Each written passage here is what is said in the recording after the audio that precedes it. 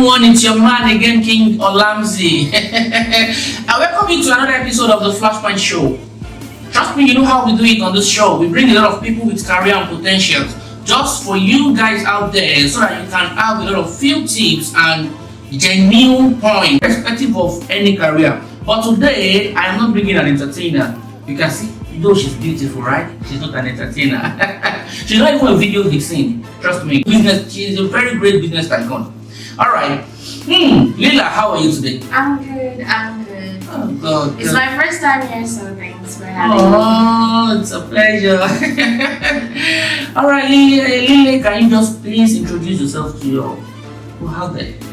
Introduce myself. Okay, I'm Leelah. Leelah? Yes. Is that just Leelah? I'm from Malaysia. Wait. Don't just tell me that Leelah. You understand? Just tell me. Just Leelah. What? Okay. Your full name is. Oh, my full name. Yeah. Okay.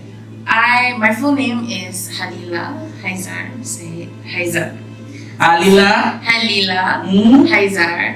Said Haizar. Oh yeah. Where are you from, Leelah? I'm from Malaysia. Of course. You look like Australian though. I look like Australian. Oh, yeah. You must be blind. Alright. Have you been to any other country or something? Well, as a Malaysian, we don't count Singapore because technically it's an island. But if you want to count it, then yes, I've been to Singapore. So are you telling me now that somebody traveling all the way from another country and landing in the land of Singapore, the person did not go to country, the person went to island? No, it's not about the Singapore, it's about the Malaysia and Singapore distance. Yeah. Malaysia. Like specifically, if You you're people are Malaysian. pompous. You're very pompous. Wait, basically I knew that Singapore came out from Malaysia, right? Like history based. History based, so Yeah. Singapore came out from Malaysia. That is the reason why we are looking, okay, can you imagine my son coming out of me? Can I call my son the country or something? You know, like when I was in school, they said that Malaysia and Singapore are like couples and then they broke up. So Singapore is now independent and now Malaysia is like jealous to see their ex is like independent now. But you know Singapore is not better than Malaysia, right? Of course. I like the this. most expensive country in the world. I like this. For the fact that you admitted that Singapore is more beautiful than Malaysia. I mean, I'm not a hypocrite, right? So at least you are not take. I like that. Alright, like how long have you been into entrepreneurship officially? Entrepreneurship, I've been you can say 2 years. 2 years now. 2 years now?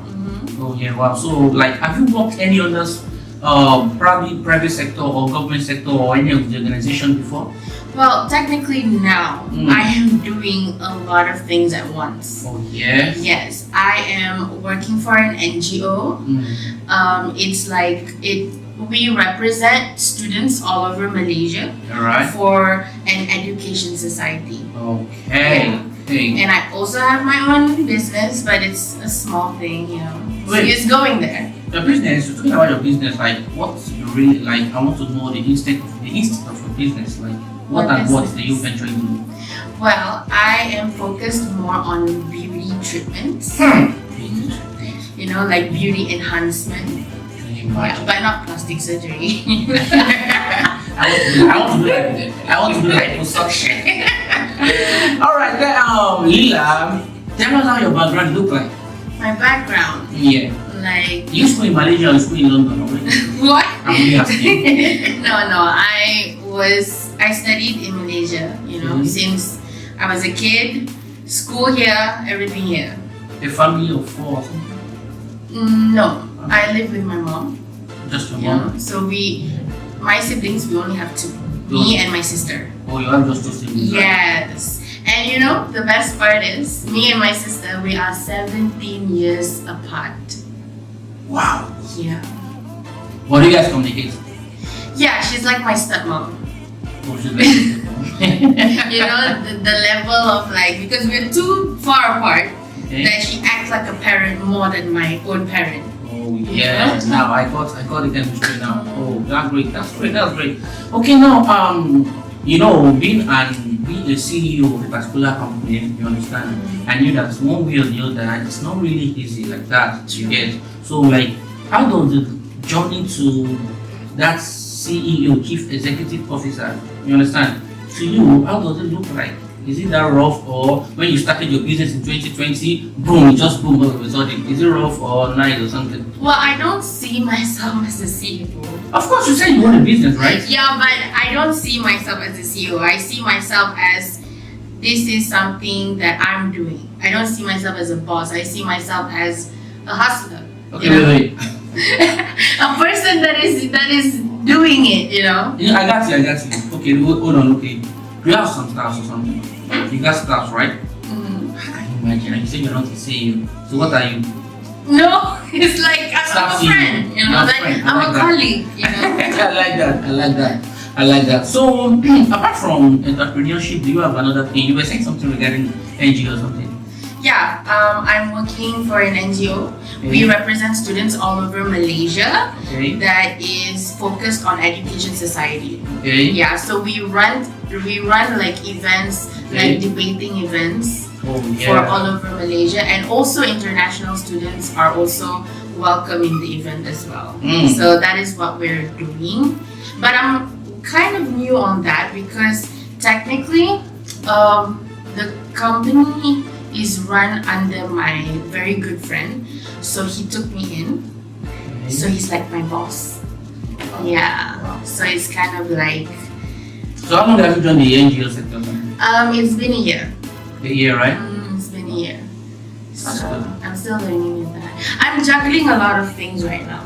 Yeah. Basically, you see, when you do this, it's not because you're lazy. You understand? It shows the fact that okay, I can do this. You get me, right? Alright guys, we'll be going on a short break. You just wait and stay cool. Don't run away. And you're right there. Alright, thank you very much.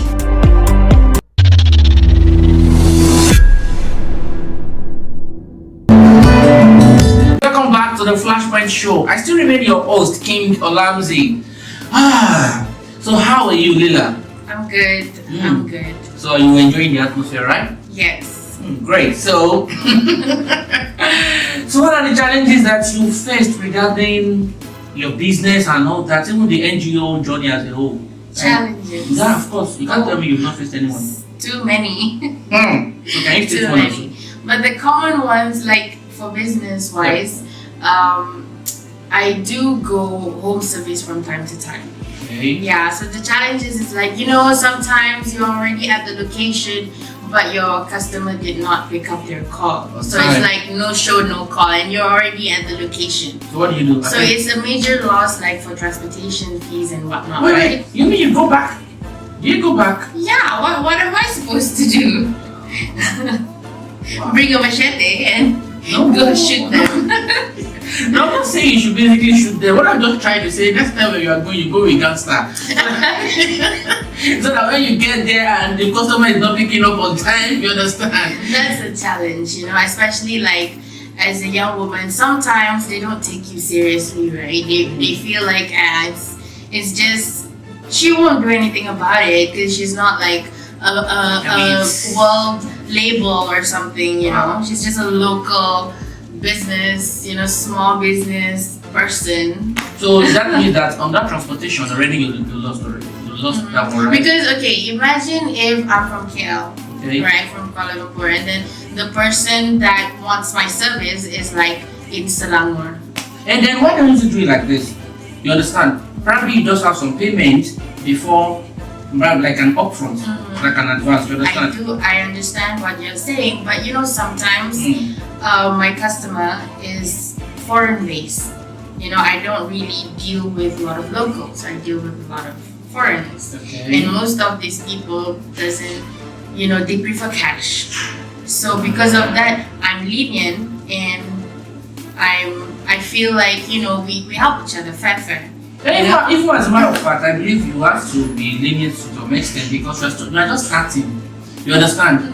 Because if you started 2 years ago and you cannot say you want to start acting like someone that have been in the business for like 10 years or something. If you try that with me, I shoot you. Anyway, it's fine. Anyway, like okay, let me ask this question. You understand? Apart from the transportation of the thing, like you see there are some rudiments that you face regarding business or something, so that people out there that really wants to venture into business. Like what and what should you do before you venture into a particular business? I'm talking to you based on the fact that you are a business tycoon and entrepreneurship as well, you understand? So what and what should be done, you understand, like your visibility study before you venture into that kind of business or something? What do you think people should do? Okay, when it comes to making your own business, I feel like you need money to make money. You need money to make money. Yeah, that's why the rich is getting richer and the poor is getting poorer.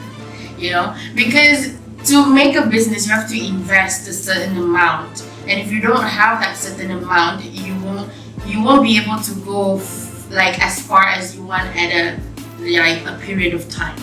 That's why it took me 2 years to get here now, because so even that means that if at all you want to venture your capital into a particular business or something, you still have to think both indoor and outbox of that capital. Like, okay, if I'm doing this now, one way or the other, a lot of obstacles will show. You understand? Like slow business, and all that. So how do you cope? Well, that's why you need to make sacrifice in terms of your expenses. So that's what I did. Like, I save up my own, in my own pocket money, so that I'm able to invest in a loss if I have a loss in that month. So that it can cover.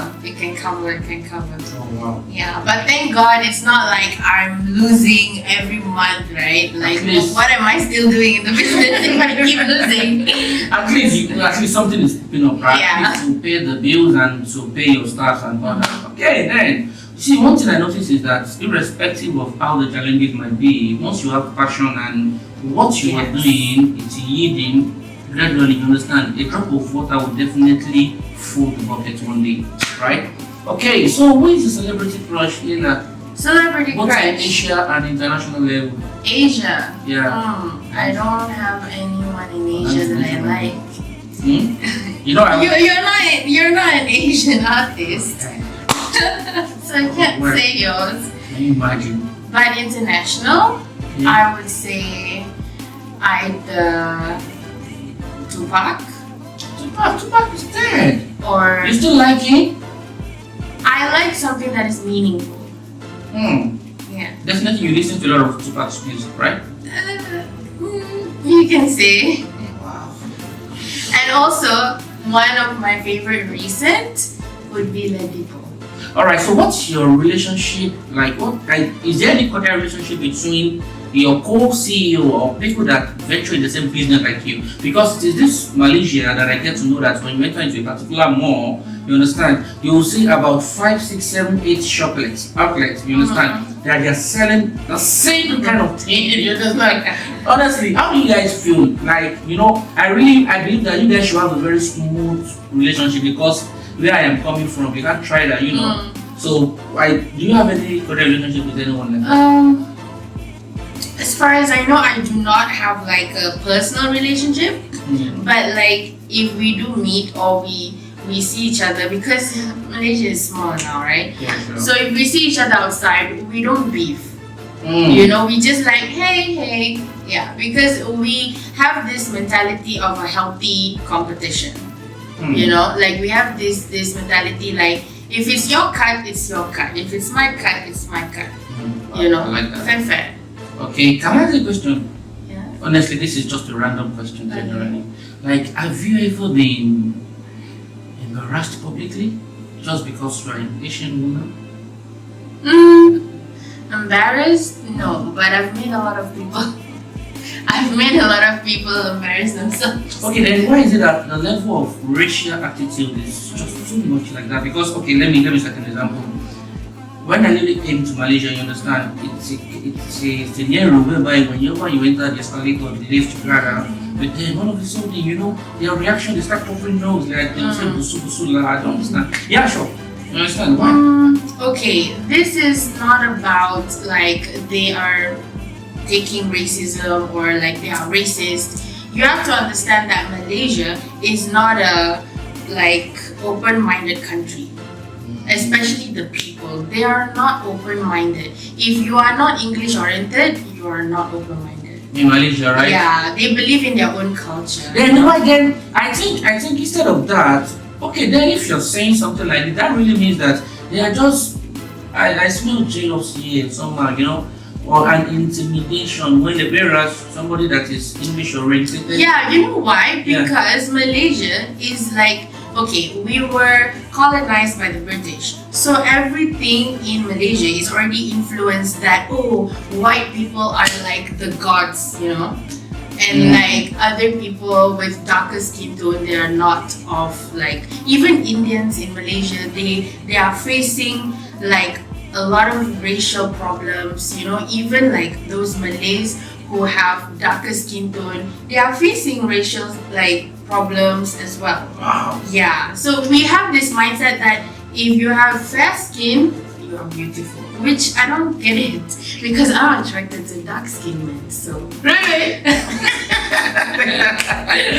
Alright, okay, so for the fact that you are attracted to dark skin, so I'll be asking you, are you in any relationship?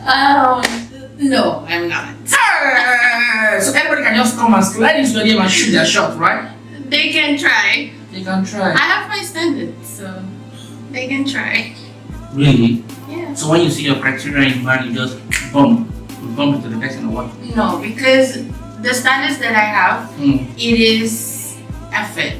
And effort doesn't comes in like one shot, It comes in many, many shots. So wait, you think now if I want to toast you now, I now have to be coming every day, every time? Yes. Be troubling you? Yes. One day I'm tired. That's the point. We want you to get tired. But at the end of the day, there should always be light at the end of the tunnel, right? Depends. It depends. Yeah. So you if you meet the shot. Then. Wait. You mean I will now take it to shopping? I will take it for dates. I will take it for everything. I will disturb my time. I will leave my precious time and come and meet you. And at the end of the day, you now tell me that it depends. If there's no ring, there's no. I'll be kidnapping. I'll be kidnapping. Alright guys, it's nice having Leelah around. Trust me, she's already an entertainer. She don't even know she's an entertainer. Alright, what are the things that you do at your quiet time, Leelah? Quiet time. I like to swim. Oh, Yeah, I really like to swim because Malaysia is hot. So I need water to cool me down. Oh wow. Yeah. So apart from swimming, what do you do? Do you like studying? Apart from swimming, You like traveling? Okay, apart from swimming, I do love to like sit down quietly with a glass of wine and my shisha. That's like my go-to if I'm alone, I like that. So, what advice do you have for the upcoming entrepreneurship out there? Like, okay, maybe one way or the other, they want to venture, even in the kind of business, the line of your business, and they wish to be a business tycoon like you. So, I believe you should have one or two things, and as an advice for you. Well, who am I, right, to give advice? Because I believe that we are all learning every day. Yeah, sure, you're right. But for me personally, if you want to venture into something, be sure to be very skillful at it first before you venture into it. Because you always want to give out quality and not quantity. I like that.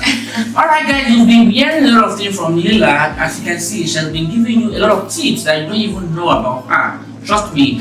Okay, we'll be here on the show now. We'll probably still have one or two things to say or opinion or questions that I did not ask Leelah and you still want to ask her. Patiently, I'll be waiting for you guys at the comment section. The comment section is open right immediately after behind this video. Alright, Leelah, thank you very much for coming to the Flashpoint show. Thank you for having me. Honestly, we are very glad having you. Trust me, we are glad having you. Okay, so where can your viewers out there get through to you? Probably want to patronize your business or something? Yeah, I have an Instagram page for my business, okay, plushbar.co. Come in. Plushbar.co. It's Plush. You don't need to come and stress our life. So say it one by one, please. Say it one by one. Plushbar.co. Okay. That's like for my business page. Alright. Personal is Leelah Haizar. Alright, okay. So do you have any Facebook regarding your business page or something? I don't have Facebook. I only have Instagram. What's Instagram, right? TikTok? I have TikTok, but it's not. It's like personal. Personal, Yeah. so that people don't come and see how you misbehave. Anyway, fine. Okay. Alright guys, this is the end of the show. I still remain your host, and don't forget to like this video, share, comment as well, and subscribe to the Brainbox Entertainment YouTube channel. Don't never forget to click on that notification button, so that whenever we drop our content or more videos, you will be notified. Thank you very much. I still remain your host, King OLAMMZZY, and we'll be ending the show by saying bye.